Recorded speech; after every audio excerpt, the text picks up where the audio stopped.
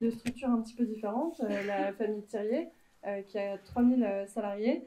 Et à côté de ça, on a la marque Cheese Voyage avec Mathieu Collin, qui, eux, ont une 60aine de salariés et qui sont aussi là depuis plus de 100 ans. Et on a trouvé ça intéressant de voir que, malgré les différentes tailles de structures, on peut avoir des entreprises pérennes sur toutes ces années. Avant de commencer cette conférence, on a le plaisir de vous présenter une start-up qui est en phase de lancement à Quai Alpha, qui s'appelle Pass Intérim et dont vous avez peut-être entendu parler notamment sur les réseaux sociaux. Et du coup, je vais passer la parole à Adrien et Maxime qui vont vous pitcher leur projet pendant quelques minutes. Merci Julia.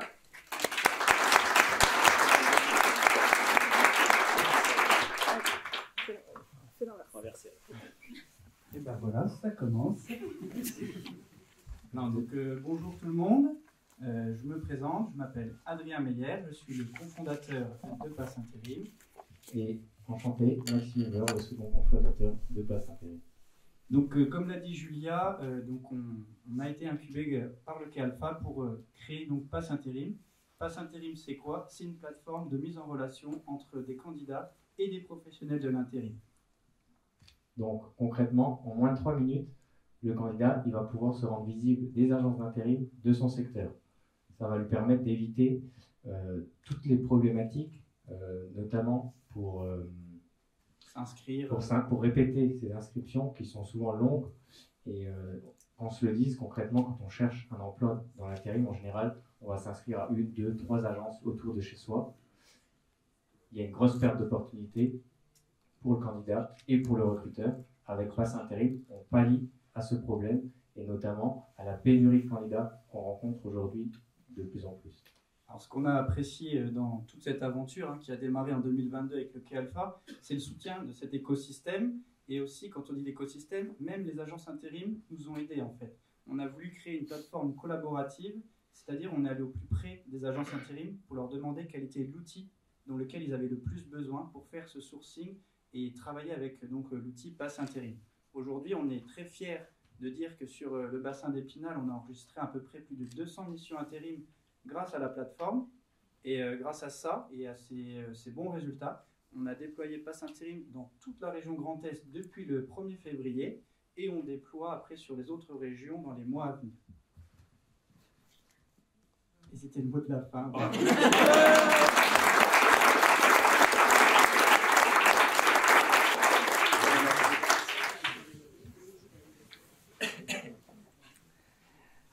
Donc, l'idée, c'est de retracer un petit peu avec vous ce soir l'histoire de ces deux entreprises, de voir comment elles ont été créées et à quoi elles ont fait face aussi, parce que vous l'imaginez, en 100 ans, il arrive beaucoup de choses. Et on a la chance d'avoir la 4e génération des deux côtés de ces deux entreprises et qui ont été un petit peu à la pêche aux informations pour nous, parce que je vous avoue que quand il a fallu chercher des données qui remontaient à quasiment 100 ans, voire plus, c'était pas toujours évident. Donc on va faire au mieux et soyez indulgents sur les informations que chacun a pu trouver. On va commencer peut-être, toi Mathieu, est-ce que tu peux nous raconter un petit peu comment sont nés les cars ferry, même s'ils ont changé plusieurs fois de nom, on y reviendra, mais comment est née cette histoire familiale? Alors, bonsoir à tous dans un premier temps. Alors l'entreprise est née en 1920, le 1er novembre. C'est mon arrière-grand-père, Joseph Ferry, qui était passionné de mécanique, qui a décidé d'ouvrir un garage à Gerbépal, donc c'est près de Gérardmer. Un garage où il s'occupait surtout des mobylettes. Et il avait aussi une petite activité de taxi. Et il s'est rendu compte assez facilement, en étant en proximité de Gérardmer déjà à l'époque, que le tourisme pouvait déjà prendre beaucoup de sa part dans les Vosges. Et donc il a commencé à proposer des activités touristiques sur Gérardmer, sur la route des Crêtes, sur le château du Königsbourg et également sur le thermalisme avec Plombières et Vittel par exemple. Il s'est installé donc à Gerbépal. En 1928, il a déjà créé un nouveau bâtiment sur le secteur de Gerbépal parce que ça prenait de plus en plus d'ampleur et il a commencé à rentrer des véritables autocars.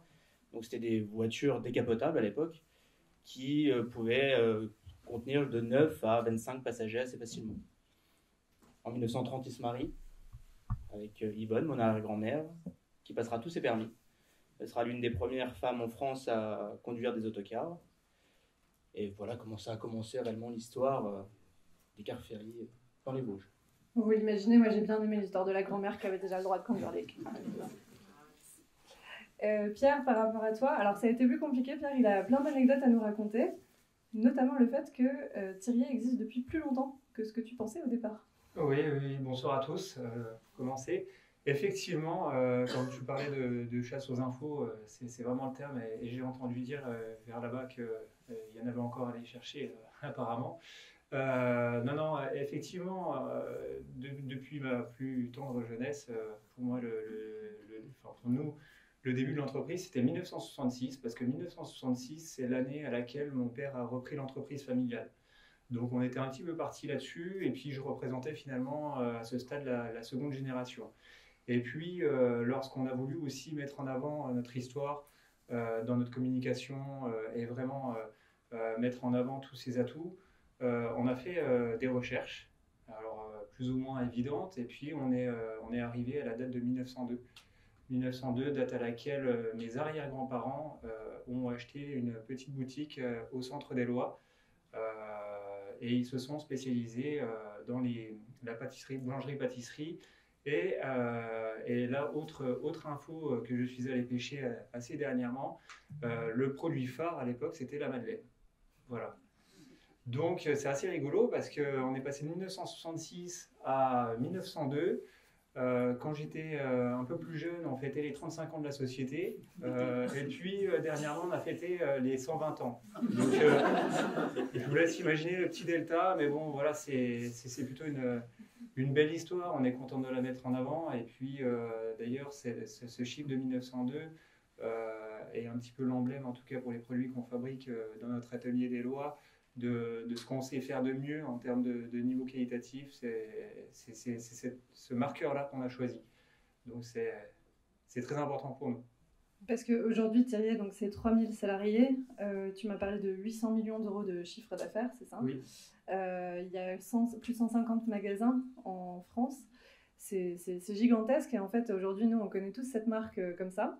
Mais ce qui est assez rigolo, c'est que c'est ton papa qui a donné une impulsion totalement différente à cette entreprise, parce qu'on est vraiment passé d'une boulangerie artisanale à une industrie. Donc comment ça s'est fait tout ça?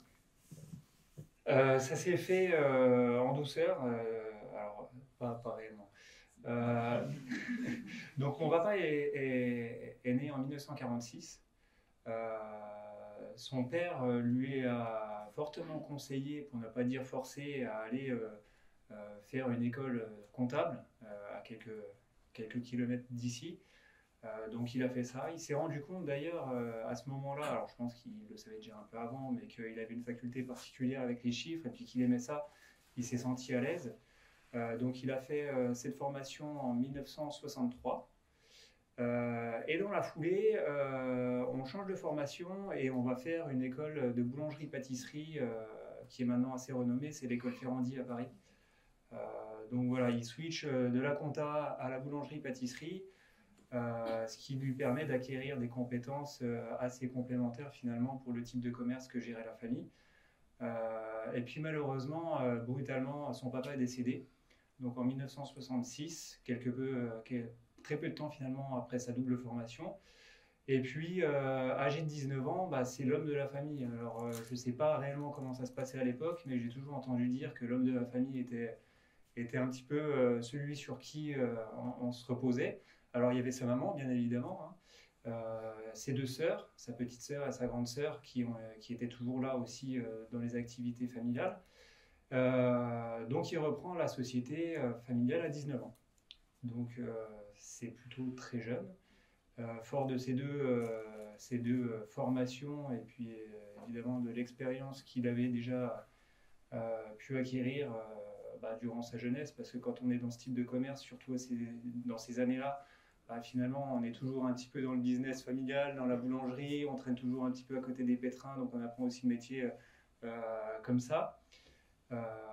Et puis lui, je pense que à cette époque-là, il avait déjà plein d'idées en tête. Donc, il s'est donné les moyens de les réussir. Il était déjà bien entouré par la famille et puis également par toutes les personnes qui venaient prêter main forte quand c'était nécessaire. Et puis, voilà, il a eu à cœur de développer et puis d'aller réaliser en tout cas ce qu'il avait en tête.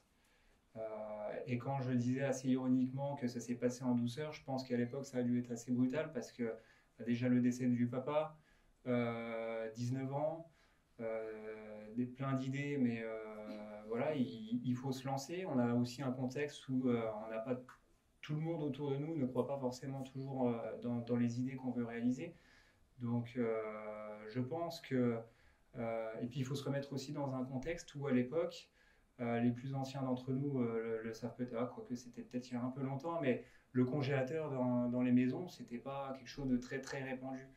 Donc, aller se dire, je veux accroître la production de glace, et je vais aller sur de la production de produits surgelés, etc. Bah, ça pouvait paraître une idée un peu folle à l'époque. Donc, je ne sais pas s'il a été soutenu par tout son entourage. En tout cas, c'est ce qu'il a réalisé. Et puis, il est arrivé en 1974 dans la zone industrielle des Lois pour s'offrir un outil qui pouvait permettre de répondre à ses attentes en termes de croissance de l'entreprise.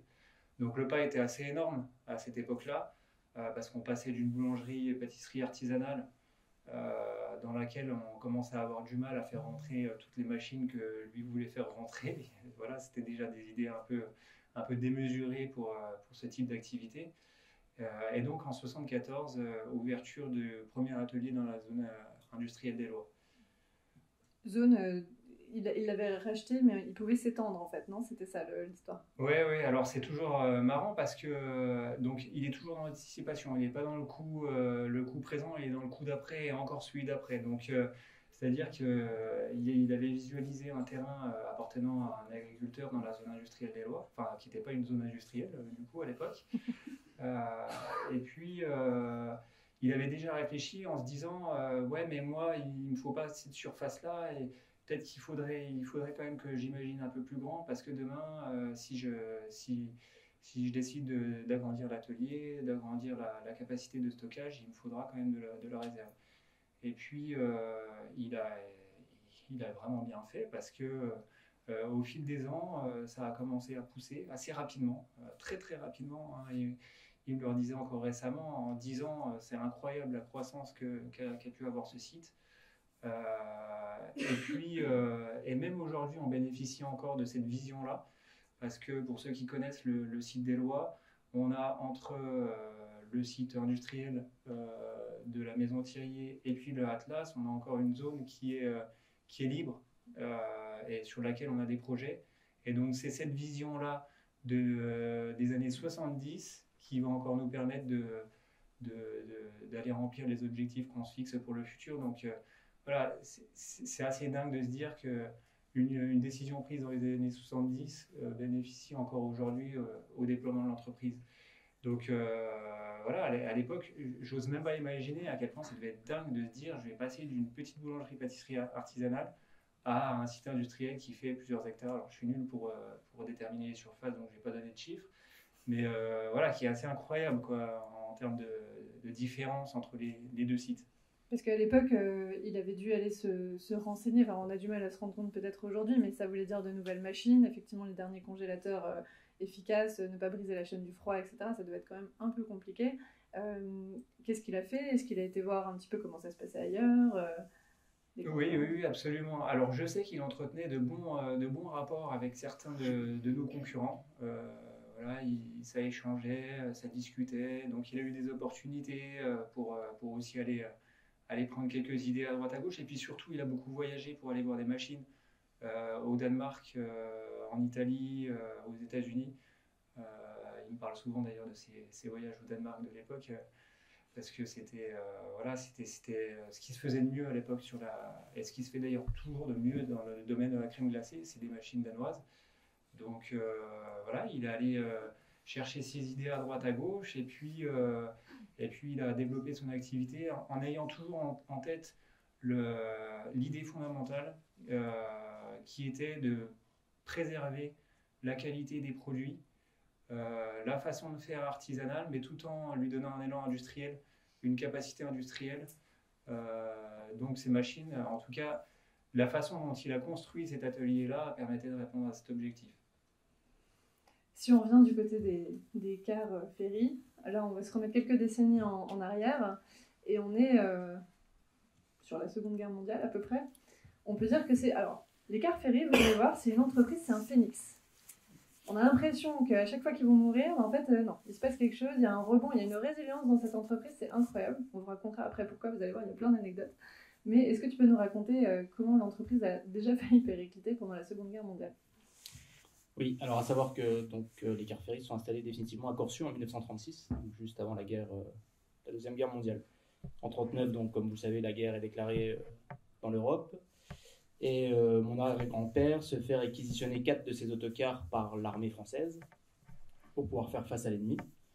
Mais déjà là, il se dit il faut que je relance déjà l'activité. Donc quelques mois plus tard, il rachète déjà un autocar pour pouvoir continuer à assurer une ligne régulière entre Saint-Dié-des-Vosges et Gérardmer. Mais quelques mois plus tard, il se fait à nouveau prendre tous ses véhicules par l'armée française.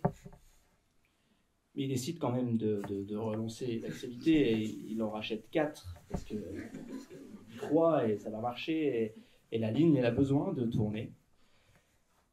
Cette fois, c'est les Allemands qui viennent lui prendre ses véhicules. Donc, il repart une nouvelle fois de zéro et puis il en rachète 2 pour se dire on va y arriver, on va tenir le coup. Et ensuite, il y a la bataille de Bruyères. Je ne sais pas si vous avez déjà entendu parler de cette bataille au niveau de la Seconde Guerre mondiale, avec surtout les Haïtiens. Les Hawaïens. Et le 15 novembre 1944, en reculant, les Allemands passent dans Corcieux et font évacuer toute la population et brûlent tout le village. Donc il perd... tous les bâtiments de la commune sont détruits, sa maison est détruite, les derniers véhicules qu'il avait sont détruits, son garage est détruit, il n'a plus rien. Et il doit à nouveau repartir de zéro. Et il repart de zéro quelques mois plus tard. Avec les dommages de guerre, il arrive à racheter un véhicule dans un premier temps pour relancer la ligne régulière, toujours entre Saint-Dié et Gérardmer, pour pouvoir répondre à la demande. Et petit à petit, la vie reprend son cours en France et il relance définitivement toute son entreprise dès 1946. Et là, il a réussi après à bien rebondir puisque l'entreprise a grandi et il a pu la transmettre d'ailleurs. Ouais. De 46, toutes les années 50, 60, il continue toujours à développer son activité ligne régulière sur le secteur de Gérardmer de Saint-Dié, plus les activités touristiques. Et dans les années 60, il cède son entreprise à 2 de ses fils, qui eux vont bénéficier d'une nouvelle activité qui commence à naître, c'est le transport scolaire. Dans les années 60, il devient de plus en plus facile de trouver des transports scolaires, gratuits pour le coup. Et donc, il se lance dans cette nouvelle activité, les transports d'usines aussi. C'est un métier qui fonctionne très très bien pour l'époque. Toutes les usines de textile ont besoin des autocars pour amener leur personnel sur les usines. Et donc, ça continue comme ça. Et eux vont faire perdurer cette entreprise autour du tourisme, du transport d'usine et du transport scolaire jusque dans les années 90. Et dans les années 90, donc là, c'est ton papa qui reprend l'entreprise. Et lui, il fait face à d'autres défis. Notamment parce que le car c'est peut-être un peu moins à la mode aussi à ce moment-là. Mes grands-oncles, leurs enfants ne souhaitant pas reprendre, laissaient vivre l'entreprise comme ça jusqu'au bout et mon papa s'est réveillé avec ma maman. Ils ont décidé tous les deux de se lancer dans l'aventure en reprenant cette entreprise familiale. Donc ça a juste dévié un tout petit peu, c'est passé des oncles aux neveux. Et donc il a repris et c'est vrai que les cars ferry c'était pas un peu vieillot pour le coup dans notre secteur, c'était vraiment le transport scolaire, le transport un petit peu d'usine, le tourisme c'était de moins en moins ce qui se faisait, donc il fallait essayer de redynamiser tout ça et il a amené, lui en tant que 3e génération d'entreprise, il a amené un nouveau souffle, il a essayé d'amener de la modernité à la marque Car Ferry en ramenant de la couleur, en redynamisant un petit peu tout le look des véhicules, en amenant un petit peu un côté vosgien aussi, pour ramener du local et puis essayer de redonner envie de voyager en car aux gens. Et c'était une aventure avec ta maman qui est au premier rang. Dites bonjour à Edith. T'as pas voulu monter sur scène, on te parlera quand même. Mais, et c'était un projet à 2, en fait, du coup, cette reprise familiale. Oui, c'était un projet à 2. Mon papa a repris en 99. Ma maman était alors directrice administrative et financière dans le groupe Transalliance, à Saint-Dié-des-Vosges. Donc c'était un choix, pour le coup, qui n'était pas sans répercussion financière, voilà, comme tu le dis. Parce qu'elle avait un très bon poste, donc c'était un risque qu'ils prenaient tous les deux de se lancer dans cette aventure-là, sans savoir si réellement ça pourrait aboutir à faire évoluer encore l'entreprise vers le mieux. Et ils y arrivent. Je m'arrête quand, Julia? On a fait la chronologie hein, parce qu'on avait quand même 100 ans, donc on a fait des choix. En fait, c'est vrai que ta maman, mais ce qui me plaît bien dans cette histoire, c'est qu'il y a ce projet où vous vous lancez à deux, où toi, Edith, tu as un bon poste, et vous vous dites, bon, bah, ok, on va aller dans une histoire familiale complète, et on va prendre un nouveau virage. Et qu'est-ce qui s'est passé à ce moment-là? Mais que s'est-il donc passé? Mais malheureusement, en 2006, j'ai la douleur de perdre mon papa d'une maladie. Et donc, ma maman se retrouve à gérer une entreprise dont elle n'est pas forcément l'affiliation directe pour le coup, parce qu'elle n'est plus une génération directe d'entreprise. Mais à l'époque, elle est bien entourée par son équipe, par l'équipe de chauffeurs, et donc elle décide quand même de prolonger l'aventure de papa et de son aventure elle aussi, parce qu'elle s'était quand même lancée aussi dans ce bain-là, il fallait qu'elle tienne, et donc elle a réussi. Mon frère était déjà avec elle dans l'entreprise, donc elle pouvait compter sur lui aussi pour lancer la machine. Et par rapport à toute cette histoire-là, toi, t'es arrivé plus tard, c'est ça? Parce qu'il y avait ton frère, ta maman. Et comment toi, t'es arrivé là-dedans? Parce que t'étais pas du tout là-dedans au départ. Non, je n'étais pas du tout là-dedans. En 2006, moi, j'étais encore en études, j'étais en BTS hôtelier. Moi, ma passion, c'était l'hôtellerie, la restauration de luxe. Enfin, c'est vraiment dans ce domaine-là que je voulais aller. Quand je perds mon papa, voilà, j'avais 19 ans, donc c'était pas forcément ce que je pouvais imaginer et ce que je pouvais prévoir pour ma vie. Et je me suis dit, mais voilà, je suis en études, pourquoi pas essayer de faire une licence après mon BTS dans son domaine à lui, voir si ça pourrait m'intéresser, me plaire, et voir si je pouvais aussi rentrer dans l'aventure. Donc il y avait la possibilité à l'époque de faire une licence en apprentissage à Paris, donc je suis rentré dans l'entreprise en 2007 par le biais de l'apprentissage pour passer ma licence. Et je suis toujours là. Et c'était le plus jeune permis de France aussi. J'ai passé, parce qu'à l'époque c'était 21 ans pour passer le permis bus, et je l'ai passé le jour de mes 21 ans, je ne pouvais pas l'avoir avant, de toute façon. C'était comme ça. De ton côté, Pierre, il y a eu beaucoup de choses forcément, ton papa a fait beaucoup de changements dans l'entreprise. Une des principales innovations, même si elle est plus dans l'usage que dans la technologie, c'est la livraison. Ça a été quelque chose de vraiment différent. Est-ce que tu peux nous raconter un petit peu comment se faisaient ces livraisons à l'époque, comment c'est né, et puis comment ça se passe aujourd'hui? C'est vrai que le modèle entre ce qu'on connaît aujourd'hui et ce qu'il était à l'époque a beaucoup changé. Donc finalement, en fait, ça se faisait d'une manière très simple, c'est-à-dire qu'on avait des assez gros camions, beaucoup plus gros que ceux que vous pouvez croiser aujourd'hui sur les routes, dans lequel on chargeait quasiment toutes les références en fait qu'on vendait. Alors il y en avait beaucoup moins qu'aujourd'hui. Et puis finalement, ce camion, il faisait un peu le tour des quartiers. On déposait aux personnes des quartiers un petit fascicule avec l'ensemble des références, etc. Et on leur vendait en direct en fait les références qui se trouvaient dans le camion. Donc voilà, il y avait une organisation de cycle, voilà, de tournée en fait, qui faisait qu'il y avait une certaine habitude de ces clients-là à venir chercher leurs produits au camion. Et puis ensuite, ce modèle s'est fortement développé. Et aujourd'hui, on est sur un modèle où on a des vendeurs-livreurs qui fait vraiment la force, je trouve, de ce modèle-là. C'est qu'on a des personnes qui vont prendre la commande au téléphone des clients en jour A et livrer ces mêmes clients 2 jours plus tard. Donc on fidélise aussi les clients de cette manière-là, et puis on a un vrai aspect humain par rapport à ça, où on a un lien qui se crée entre le client et le vendeur. Le vendeur connaît les habitudes de son client, etc. Ça va même jusqu'à... je trouve ça toujours assez dingue, mais c'est vrai. Ça va même jusqu'à le client qui laisse les clés sous le paillasson, le vendeur rentre chez lui, récupère le chèque sur la commode et puis met les produits dans le congélateur. Donc c'est vraiment un concept qui a été poussé au maximum du maximum. Et puis, il y a ton avocat qui est en train de faire un arrêt cardiaque. Non, mais personnellement, j'en ai fait de la livraison, j'ai vu des trucs assez dingues. Donc, et c'est ce qui fait que c'est un modèle qui a beaucoup plu, qui s'est beaucoup développé, qui a permis de fidéliser ces clients-là. On joue aussi sur la confiance, il y a une proximité qui se crée. Donc c'est vrai que finalement, on n'est pas si loin que ça du modèle de base, où j'ai en tête la vidéo d'un vendeur-livreur, d'un livreur à l'époque,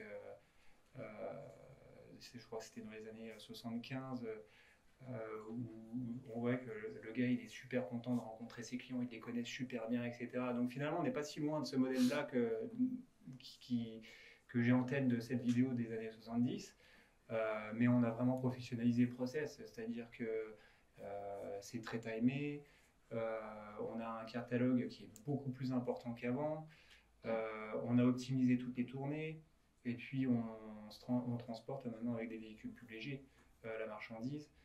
Donc voilà, le modèle a beaucoup évolué. Je m'arrête où? Par rapport à aujourd'hui, vous vendez de façon un petit peu différente parce qu'on peut commander en ligne, j'imagine. Donc, comment vous avez trouvé l'équilibre, tu vois, entre les différents canaux que vous utilisez? Oui, c'est vrai que, alors aujourd'hui, on peut commander en ligne. J'ai parlé du rapport qu'il pouvait y avoir au niveau de la vente entre le vendeur et le client, mais évidemment, hein, le client qui le souhaite peut passer sa commande directement en ligne. On a une stratégie depuis plusieurs années de vraiment d'omnicanalité. C'est-à-dire qu'on n'en a pas encore parlé, mais la livraison à domicile est le premier réseau commercial que l'entreprise a développé, mais en parallèle, un peu plus tard, on a aussi développé un réseau commercial au niveau des magasins, donc des points de vente physiques. Et depuis quelques années, on a vraiment la volonté finalement de plus scinder la partie magasin, la partie livraison.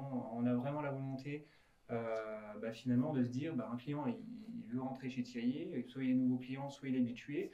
En fait, on n'a pas à le catégoriser d'entrée de jeu sur tel et tel réseau. Donc évidemment, ça passe par Internet, ça passe par la possibilité de prendre une commande sur Internet, que ce soit pour du click and collect avec retrait du colis en magasin ou la livraison à domicile. Et finalement, de mutualiser un petit peu les forces. Et on se rend compte que, alors je prends un exemple, mais sur une région dans laquelle on va avoir un magasin et un centre de livraison à domicile, les deux vont être tirés vers le haut. Cette omnicanalité, elle est vraiment importante et on se rend compte que ça permet aussi de développer le chiffre. Le chiffre d'affaires qu'on fait sur Internet aujourd'hui, alors, il y a eu une forte croissance ces dernières années parce qu'on partait de pas grand-chose. On a mis beaucoup de moyens sur le site Internet parce que c'est le premier accès pour les clients. Donc on a eu un fort développement, encore plus avec le Covid. Et là, ça représente quand même une part de chiffre d'affaires qui est pas neutre dans la partie commerciale. Et vous avez de la livraison partout en France, même si vous n'avez pas des magasins partout. Ça, c'est toujours le cas? Oui, c'est toujours le cas. Alors, pour faire simple, depuis 1990, on peut dire qu'on a un réseau de livraison à domicile qui est très bien réparti sur le réseau national. Donc on est présent partout. Alors ça se voit moins parce que les petits camions sont plus discrets, les centres de livraison à domicile ne sont pas forcément sur des places, extrêmement voyantes comme pour être les places des magasins. Donc c'est moins visible, mais effectivement, depuis 1990, on est sur l'ensemble du territoire national. En ce qui concerne les magasins, on a une partie beaucoup plus forte qui est le quart nord-est. C'est géographiquement assez logique, j'ai envie de dire. La partie sud-est est déjà un peu moins dense. Et puis la partie ouest, où on a quelques magasins un petit peu disséminés, mais voilà, on a une densité beaucoup moins importante sur cette partie du territoire. Tu parles de visibilité, tu m'as raconté une anecdote tout à l'heure sur des petits camions roses. Est-ce que tu veux bien nous raconter ce que ton papa a fait pour réussir à se faire voir à un moment? Oui, donc c'est assez drôle parce que là aussi, il avait quand même un petit peu anticipé le coup. Très très tôt dans l'histoire de l'entreprise, il s'est dit il faut qu'on se démarque des autres. Alors il y a le produit, hein, c'est le point numéro 1, il y a le service, c'est le point numéro 2, ou un bis. Et puis il y a évidemment la communication, mais là je parle des années 70.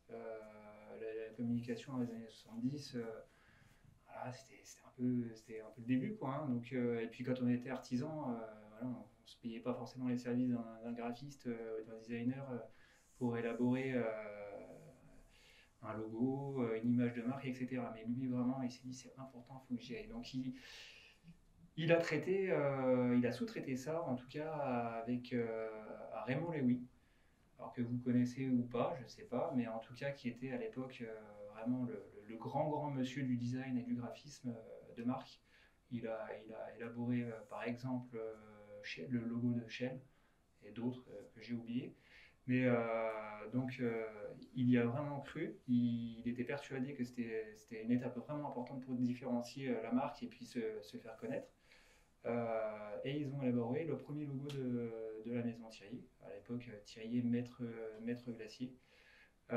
Et c'est allé jusqu'à aussi décorer des camions, comme tu le disais, avec une couleur qui n'a pas fait l'unanimité à l'époque, pas du tout, je pense d'ailleurs, parce que la couleur était rose.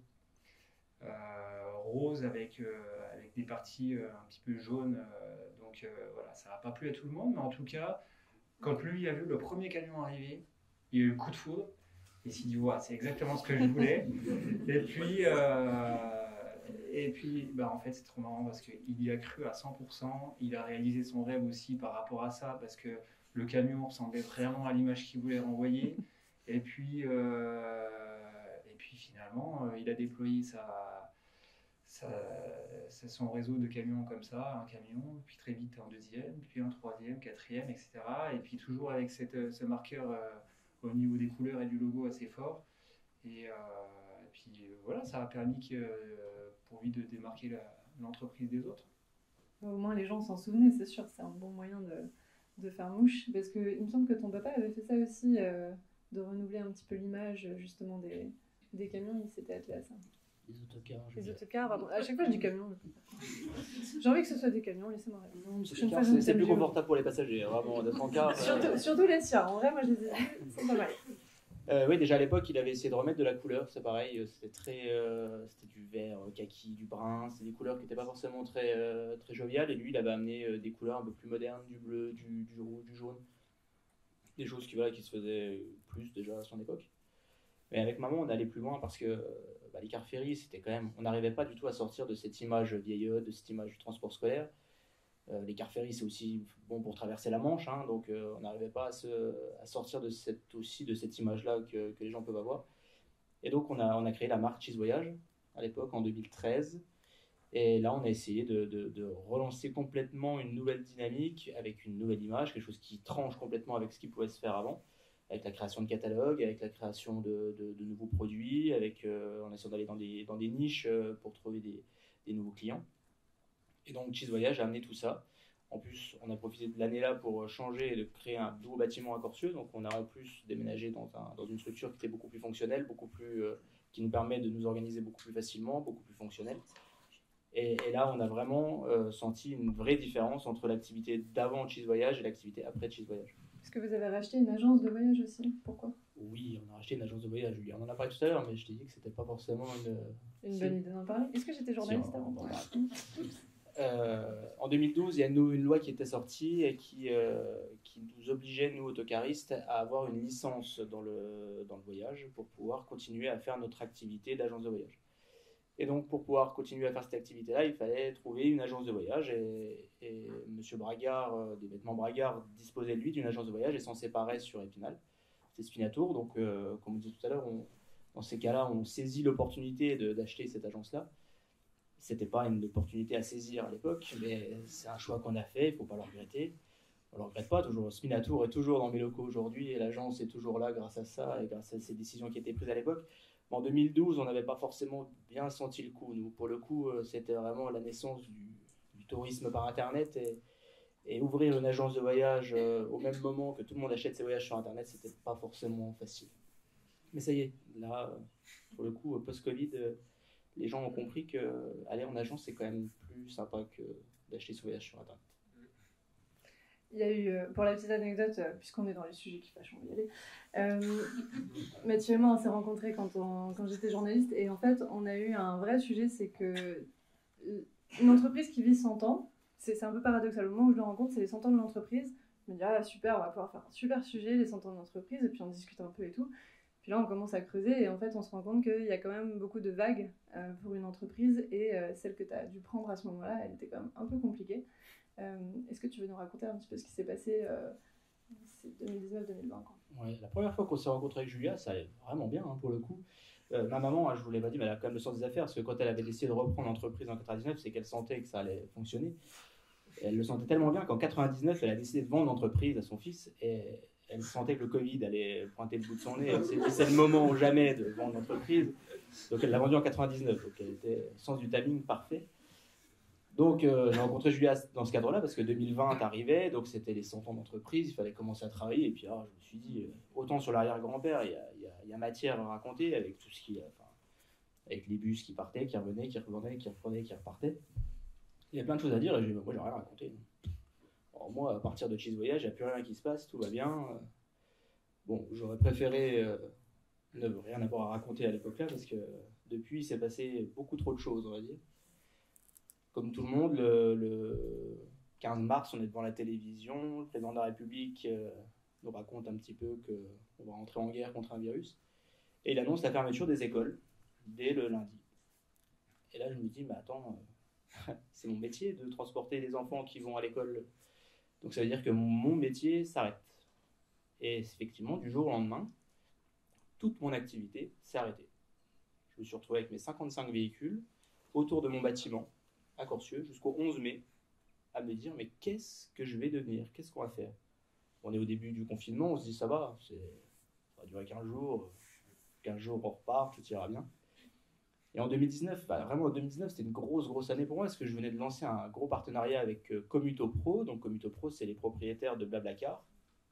Donc on lance les lignes Blablabus au départ de Saint-Dié-des-Vosges, direction Paris, 4 allers-retours par jour, 3 autocars, 8 salariés à fond sur cette activité-là. 1 million d'investissements. Le 15 avril, réunion par visio avec une start-up pour le coup.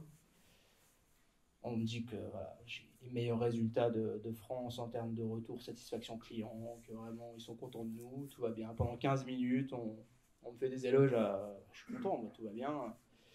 Et on me dit, mais par contre, vous comprenez, on arrête les lignes. Oui, mais ça veut dire quoi, on arrête les lignes concrètement?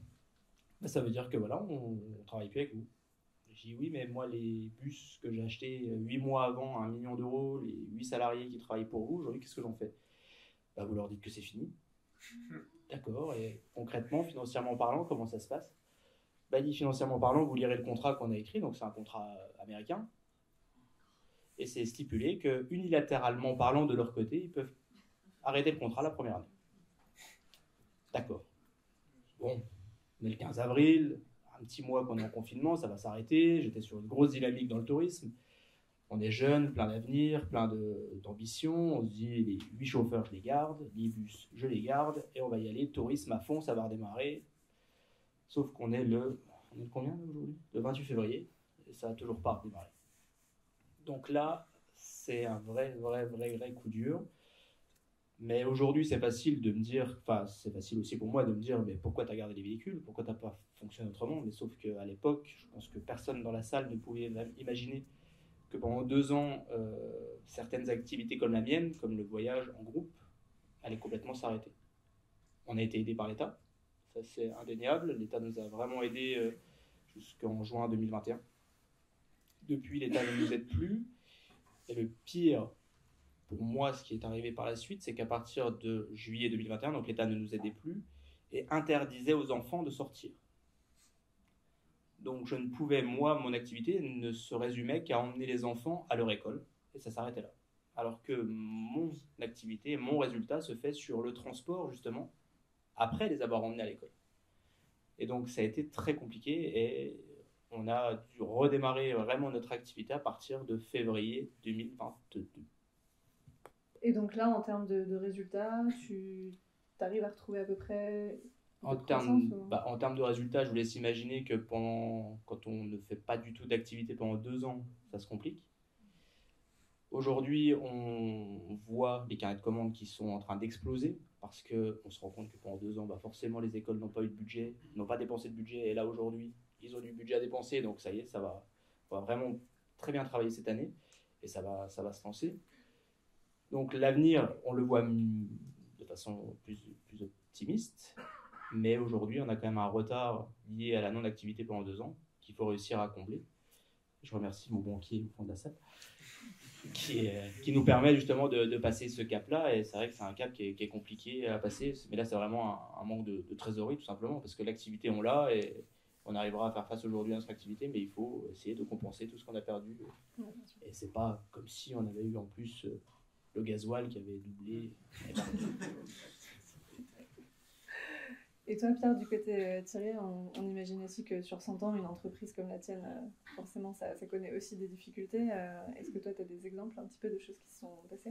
Oui, forcément, je pense que sur 120 ans, des coups durs, il y a dû y en avoir. Après, alors, heureusement, je ne les ai pas connus dans l'entreprise. Mais moi, j'ai en tête à la fin des années 2010, où globalement, au niveau du commerce, c'était pas les meilleures années. On avait, je pense, particulièrement à l'atelier qui est situé à Éloie, on avait des volumes qui d'année en année baissaient.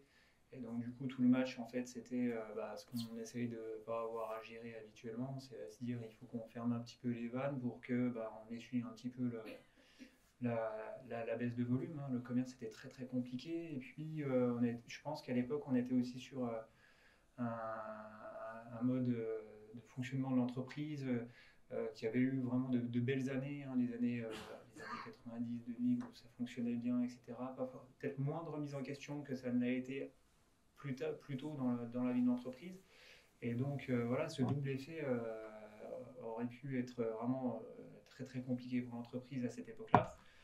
On a mis des choses en place qui ont permis de redresser la situation. Ça n'a pas été simple. Je pense particulièrement à des gestions de projets différentes voilà, pour amener plus d'efficacité, à la communication. On a travaillé beaucoup les produits aussi à ce niveau-là. On a revu l'organisation de certains services.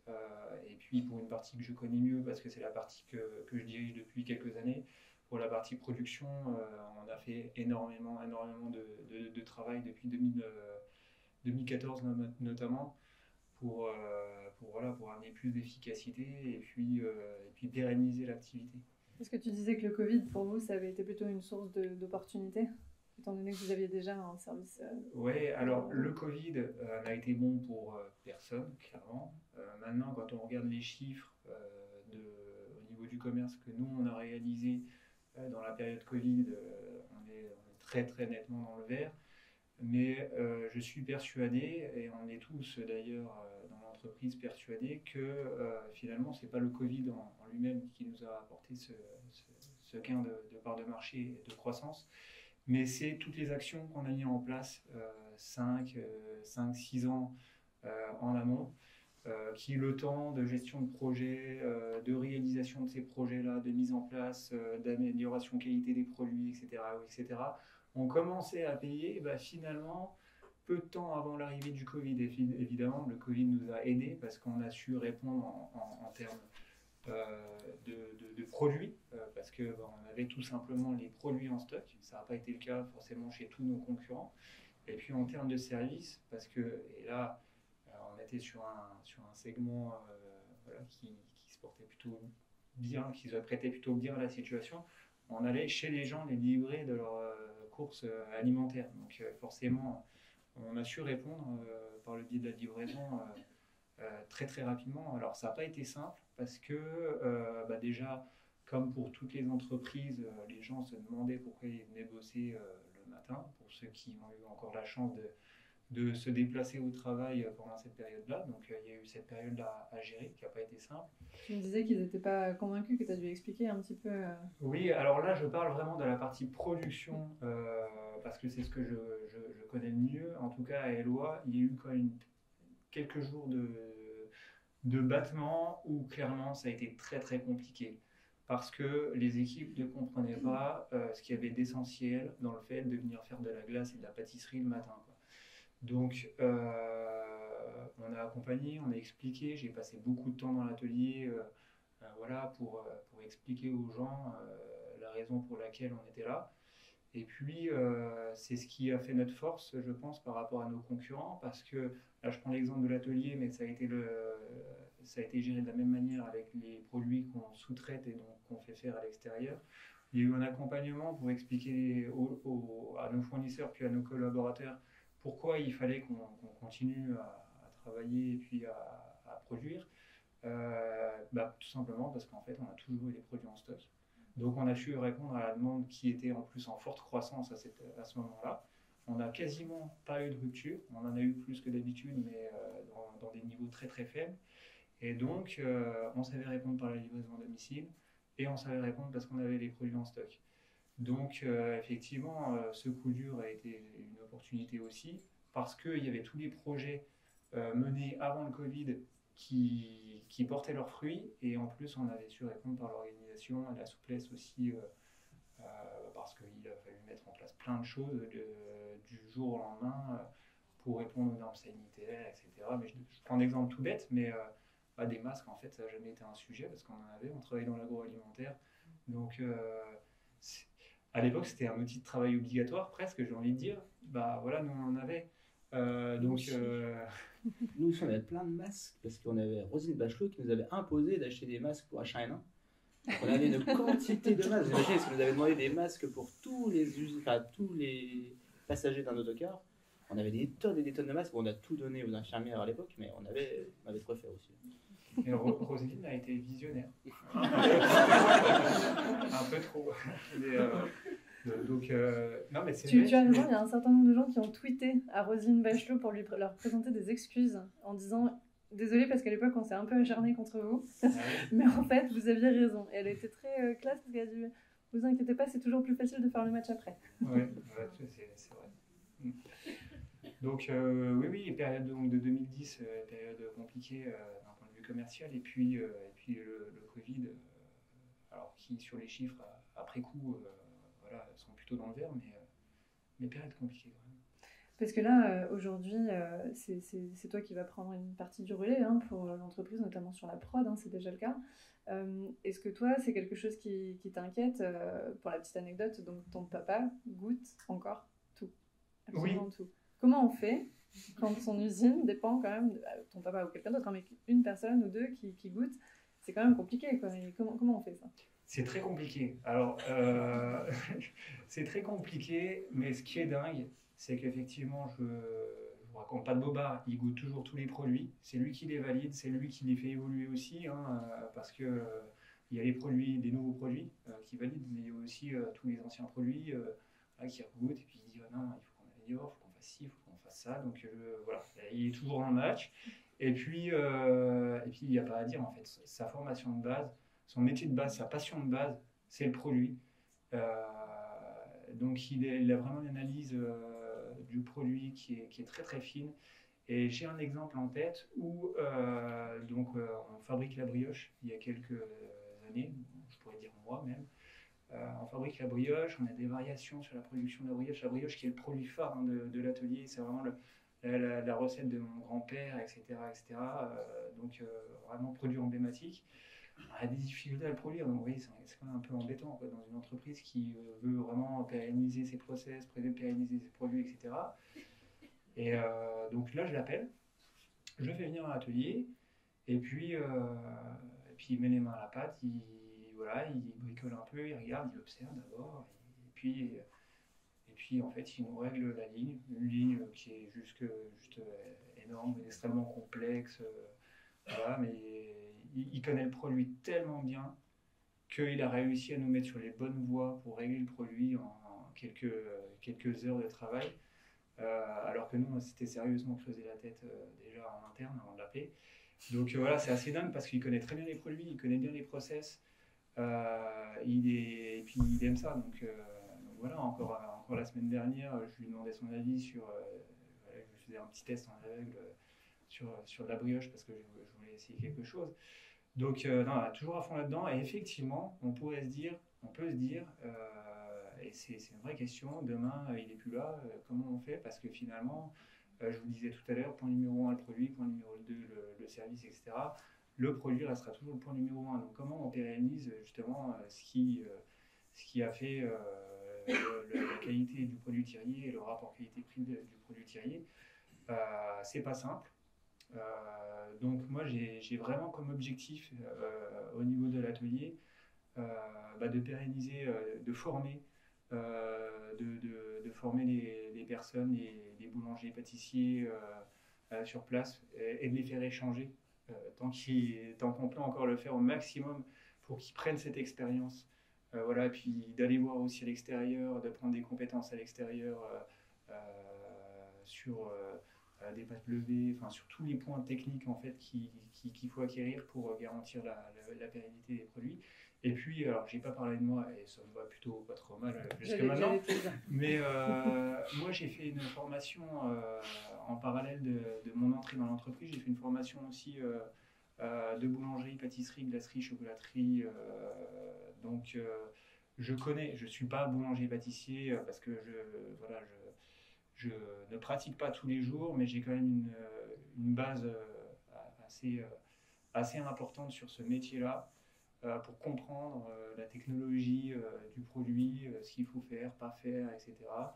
Je ne suis pas expert, mais en tout cas, j'ai une bonne connaissance dans ce domaine-là. Mais clairement, oui, on essaye toujours de s'entourer aussi de la bonne équipe pour continuer voilà, dans cette idée-là. Parce que là, vous êtes tous les deux du coup la 4e génération dans vos entreprises respectives. Comment vous voyez la suite Comment vous voyez... Mathieu redoute la question de tout à l'heure, il me regarde maintenant et dit arrête avec ça. Je commence par Pierre si tu veux. Pierre, tant pis, c'est à toi. Mais comment tu vois la suite justement, comment on apporte encore cette patte, comment on fait en sorte de garder un petit peu ce qui a été fait et en même temps de continuer à innover, de continuer à s'adapter quoi.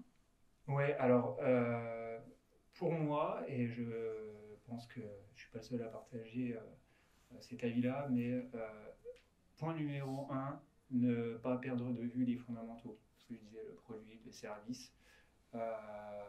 Voilà, on peut imaginer plein de choses hein. Aujourd'hui, effectivement, le monde bouge très très vite. On pourrait être porté par des idées émergentes de droite, de gauche, vouloir un peu tout essayer, mais je pense que les fondamentaux, il faut surtout pas les perdre. Donc ça, c'est vraiment la base. Après, forcément, d'un point de vue technologique, il faut savoir évoluer avec son temps, le site internet, etc.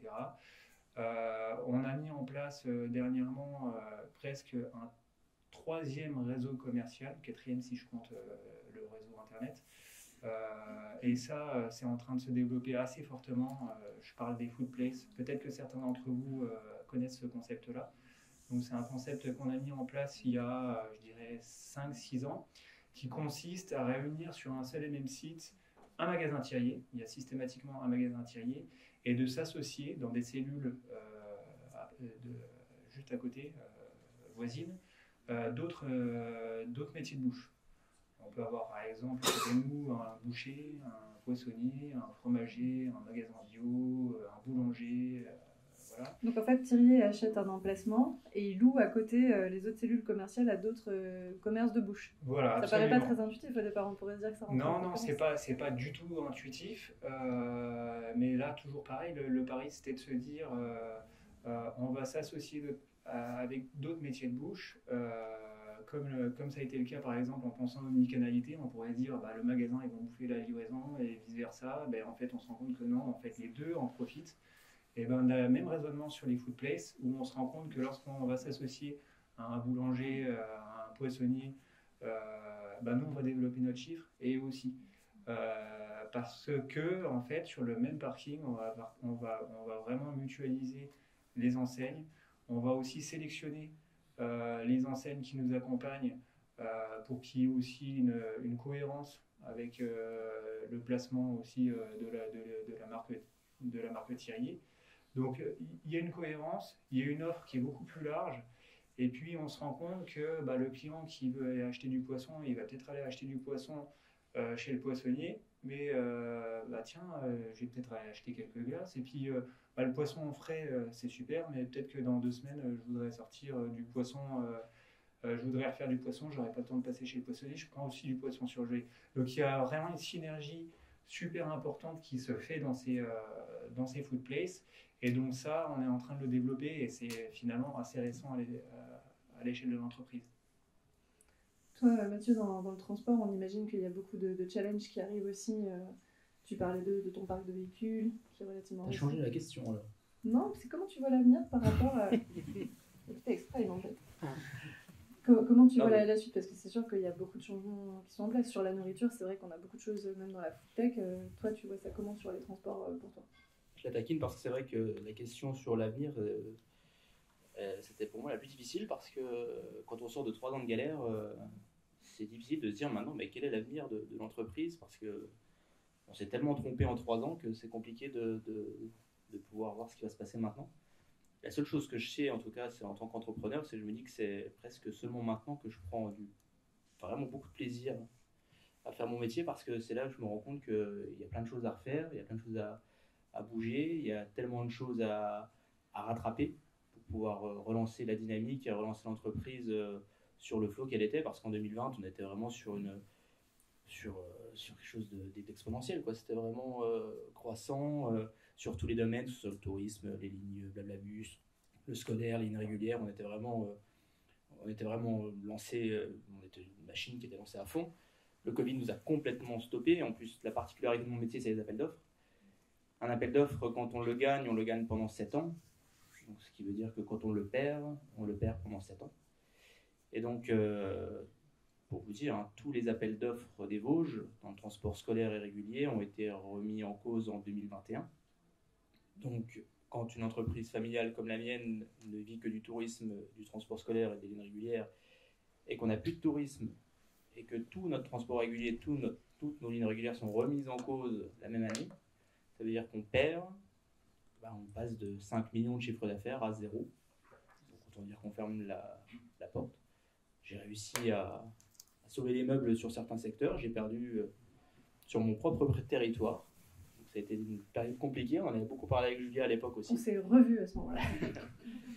Parce que quand une entreprise familiale centenaire qui est la seule de son territoire perd un marché, c'est quand même compliqué à admettre. Et les élus m'ont entendu un peu plus que d'habitude à cette période-là parce que j'avais du mal à comprendre quand même qu'on puisse éjecter une entreprise comme la mienne d'un territoire comme celui de Saint-Louis-des-Vosges.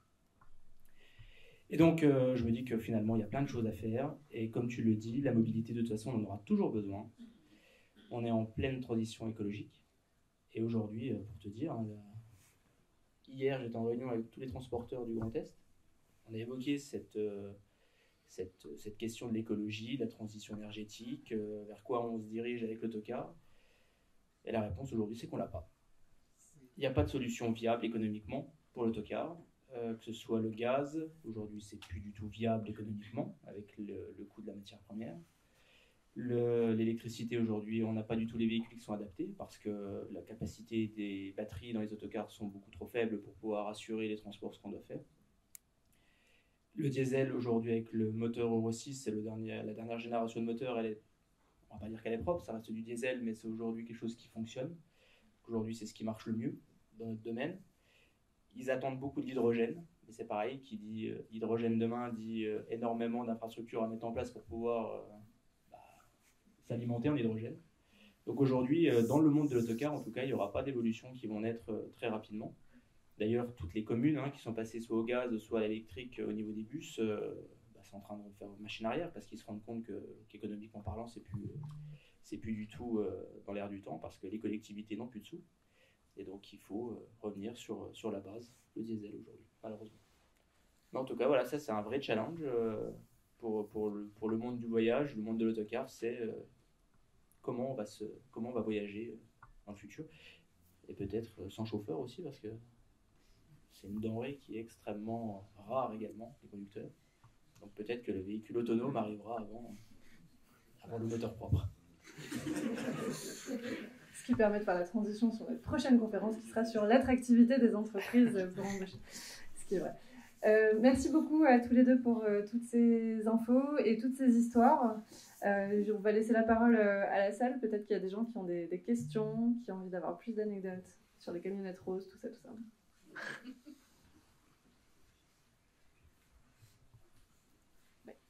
Je vais me lancer parce que Il en faut un. Michel Silva, donc Néo-Ridge, en fait, moi j'interviens pour beaucoup d'entreprises depuis très longtemps. Et Tiraillé, j'ai toujours été un fan, je dirais, des produits Tiraillé. Moi j'ai retenu que votre père a voyagé, qui a fait de la veille concurrentielle. Moi ça me semble aussi intéressant d'aller voir les concurrents, confrères, voilà, voir comment ils font, d'échanger. Et puis donc d'être visionnaire. Vous, Pierre, d'après vous, est-ce que vous avez hérité des gènes de votre père? Je voulais juste avoir votre avis là-dessus. Et puis après, je vais me rasseoir. Merci Julia en tout cas pour l'animation. Et pour vous, Mathieu, j'avais une question, c'est pourquoi cheese? Voilà, parce que Tu donnes la bonne réponse. Voilà. Pierre, je vous laisse répondre. Ouais, merci. Non, bah, l'avenir nous le dira. En tout cas, j'ai comme lui pas mal d'idées. Alors, on bouge à une vitesse peut-être différente. Hein, le contexte est différent également. Mais voilà, on a des projets en cours, certains dont je ne peux pas forcément parler aujourd'hui parce que tout le monde dans l'entreprise n'a pas encore toutes les informations, donc primeur aux collaborateurs. Mais non, et puis alors, il y a cette vision, et puis il y a aussi construire une équipe. Et j'ai la chance d'avoir une superbe équipe autour de moi. Je parle là, pour le coup, que de la partie industrielle, même si ça ne veut pas dire que le reste n'est pas aussi bon, hein, bien au contraire. Mais j'ai une superbe équipe, on échange beaucoup, on a plein d'idées. Voilà, on sait qu'on ne va pas s'ennuyer les prochaines années parce que voilà, on a de quoi se différencier, on va dire. On a de quoi se différencier, mais tout en n'oubliant pas ce que je disais tout à l'heure, les fondamentaux. Sur la qualité du produit, qui est le point numéro 1. Et puis, tout en répondant aussi à une demande constante de clean label, voilà, hein, de toujours essayer de pousser la qualité du produit vers le haut, en se rapprochant du basique, on va dire, de la manière dont un artisan ou un cuisinier, prend l'exemple de plat cuisiné, travaillerait. Voilà. Et ça, malgré tout, c'est pas si simple parce que la période industrialisation de la fin du siècle poussait souvent dans le sens contraire. Donc on revient en arrière. On n'est pas forcément allé dans ces extrêmes-là comme ont pu le faire certains de nos concurrents.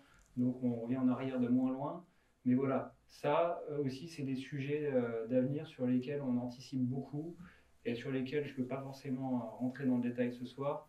Mais voilà, on est dessus. Après, est-ce que c'est que des bonnes idées? Je ne pense pas. Parce que il faut réaliser et puis on voit ensuite lesquelles idées étaient les meilleures. Mais en tout cas, voilà, qui ne tente rien n'a rien. Et puis, voilà, on a des projets, on les réalise ensemble, on échange ensemble. Une fois qu'on est tous en phase, on y va. Et puis après, s'il faut rectifier, on rectifie, on modifie, on revient en arrière. Mais voilà, on a pas mal de projets. Je dis on, hein, vous avez remarqué, parce que je ne suis pas tout seul. Alors pour ma part, en tout cas, j'ai noté que son papa testait tous les produits. Je vais peut-être commencer par tester tous les voyages et puis après, je vois peut-être des solutions. C'est peut-être une bonne solution déjà. Ah oui. Alors cheese, pourquoi cheese? Nous aussi, on fait de la veille concurrentielle. On regarde chez les autres. Et quand on charge un groupe de personnes âgées ou un comité d'entreprise et puis que tout le monde est dans le bus et que tout le monde est prêt à partir, ça passe pas. Prêt à partir, ça a du mal de passer de l'autre côté. Donc il fallait absolument qu'on essaie de trouver aussi un petit truc que les groupes en général disent, et comme ça ils le diront aussi chez Prêt à partir, et puis ils le diront chez Marco, et puis ils le diront chez Launois. Parce qu'un groupe, qu'est-ce que ça fait en voyage? Ça fait une photo, un moment. Et pour faire une photo, on fait cheese. Et donc avec le cheese, on voyage avec le sourire, et donc on est parti de cette base-là, et donc c'est pour ça qu'est né Cheese Voyage.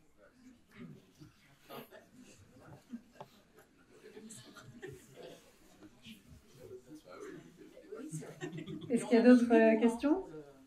On a bien tué. Tous les problèmes qu'on rencontre dans les familles business, c'est des problèmes de gouvernance. Quelles sont les mesures que vous avez prises justement des expériences passées sur la bonne gouvernance pour transmettre effectivement et pouvoir suivre sur des générations? Parce qu'on voit que ce qui conduit au succès de ces familles business, c'est le savoir-faire dans la gestion de la dynastie. Est-ce que vous avez des secrets? Ce qu'on cherche aujourd'hui, c'est qu'est-ce qui fait qu'une entreprise peut être centenaire, comme des grands groupes qu'on connaît, hein, très célèbres, comme les Hermès ou autres, qui ont même des fois 200, 300 ans. tout repose, le succès repose sur la qualité de la gouvernance et les outils qui sont mis en place. Vous avez très peu évoqué ça. C'était juste à l'instant, vous avez parlé de on, non pas je. Donc là, c'est un élément intéressant et j'aimerais, je pense que beaucoup de gens ici aimeraient savoir quelles sont ces recettes qui amènent le succès. Merci pour la question. Oui, oui. Alors, quand je parlais de on, c'est l'équipe qui m'entoure dans la partie industrielle, voilà, sur de l'opérationnel, sur du développement, etc. D'un point de vue gouvernance, donc nous, on forme un comité de direction assez rapproché, hein, puisque ce comité de direction regroupe mon père, ma sœur, ma tante et moi. Voilà. Et donc, ça se passe comme ça. On décide de la stratégie de l'entreprise ensemble. On échange sur plein de sujets, sur plein d'idées, et puis on resserre comme ça pour donner un plan stratégique qui est ensuite dicté au niveau de la direction générale. Et après, on met en place ce plan stratégique.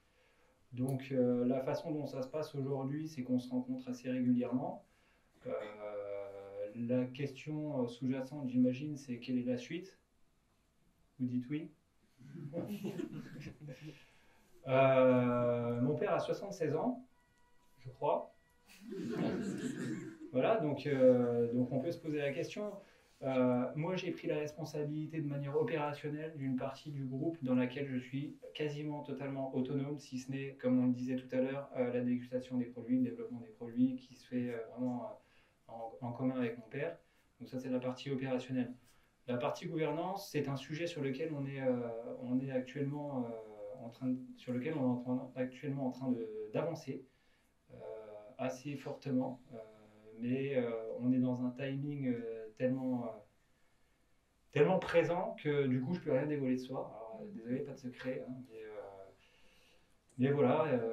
En tout cas, je suis assez confiant sur la suite des événements. Et puis, je parlais de 76 ans, mais j'ai pas dit une chose essentielle, c'est qu'il est en parfaite santé, en pleine forme, voire même de manière assez impressionnante. Donc, finalement, c'est encore de l'anticipation, ce sujet-là. Pour ma part, je l'ai un peu évoqué, hein, donc c'est passé de l'arrière-grand-père aux enfants, aux neveux.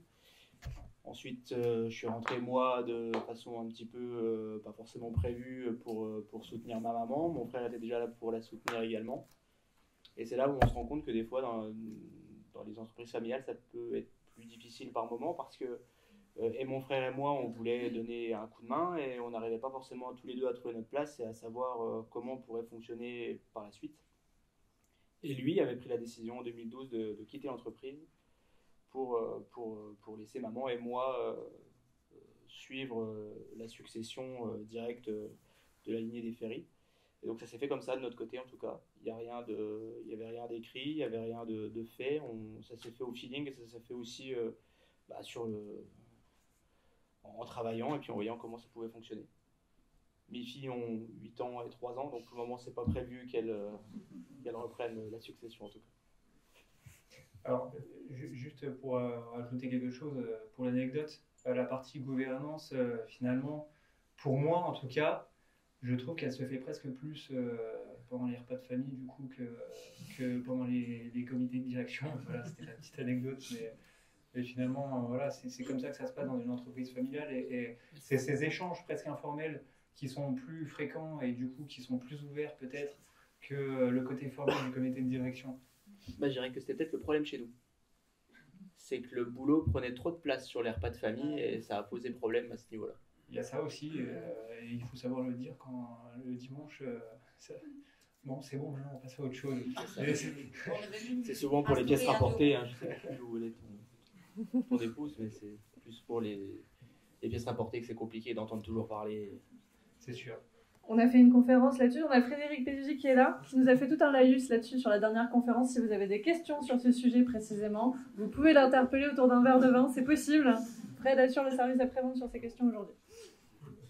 Est-ce qu'il y avait encore d'autres questions dans la salle? Ou est-ce que tout le monde a envie d'aller boire un verre? Et moi j'ai envie de dire, si j'ai vendu l'affaire en 2019, c'est pas parce que je voulais faire une très bonne affaire. C'est que je pense qu'à un moment donné, il faut savoir se retirer. On est avec de la jeunesse, ils ont des idées autres que les nôtres, Et moi, je pense que si j'étais restée, peut-être que j'aurais bloqué, j'aurais peut-être été, ça aurait été peut-être salutaire pour toi, parce que Blablacar, moi, j'y croyais pas. Mais bon, voilà, il a bien fait d'y aller, hein, parce que... non, mais non, je prends Blablacar, mais non, mais c'est vrai avant le 15 mars, c'est d'y a cru après, parce que ça fonctionnait très très bien. Voilà, c'est ça. Donc, je pense qu'aussi, il faut qu'on sache aussi se retirer à un bon moment pour pouvoir les laisser évoluer comme ils veulent. Voilà. Ce sera le mot de la fin. Merci beaucoup. Merci.